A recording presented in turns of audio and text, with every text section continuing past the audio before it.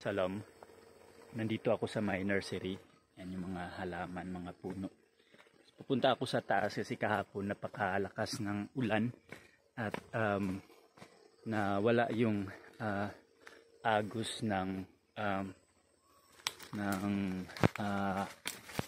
tawag na dun, hose. So check ko muna dun at titingnan ko rin yung isa naming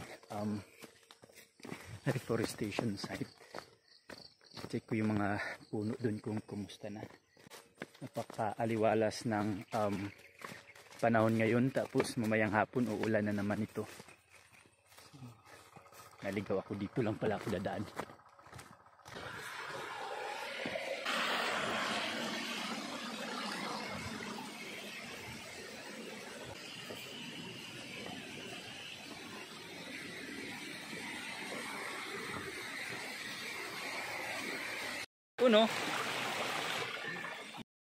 Ito yung hose na kukunikta sa bahay. Mga nasa 8 rolls ito na media na hose. So yung ginagawa ko kapag chinecheck ko itong tubig,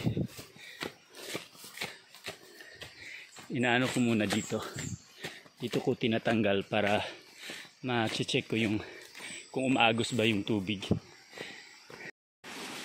Pakadamo na. So dito tinatanggal ko to para dito ko lang siya ma-check kung umaagos ba talaga. Yan, medyo mahina yung agos niya.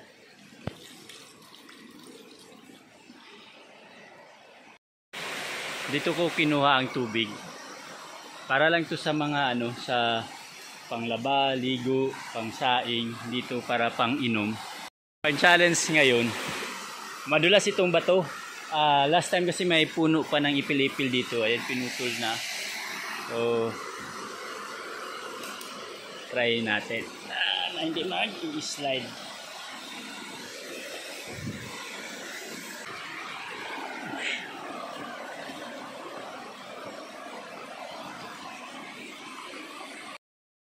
Ko na, yung next naman na gagawin is i-check dyan kung umagos ba talaga.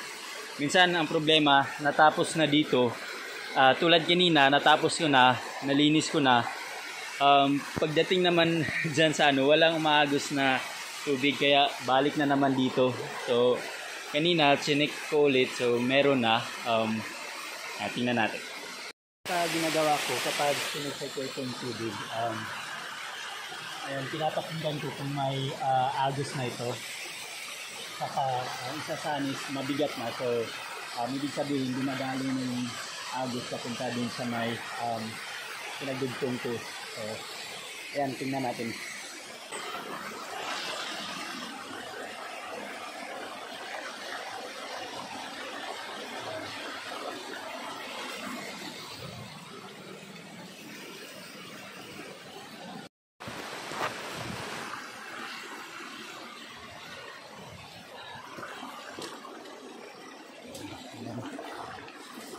Check natin kung umagos na dito.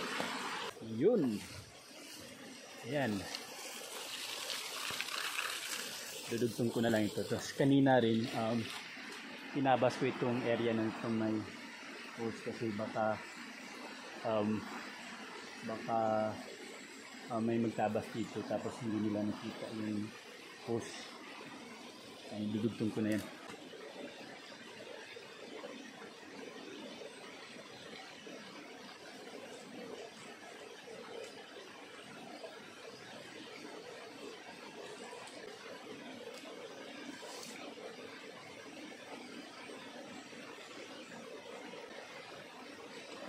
Yan.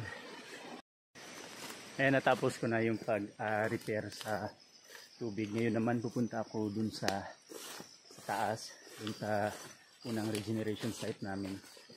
At alas 8 na, trinay ko kasi na wag na akong babalik dun sa pinagdaanan ko.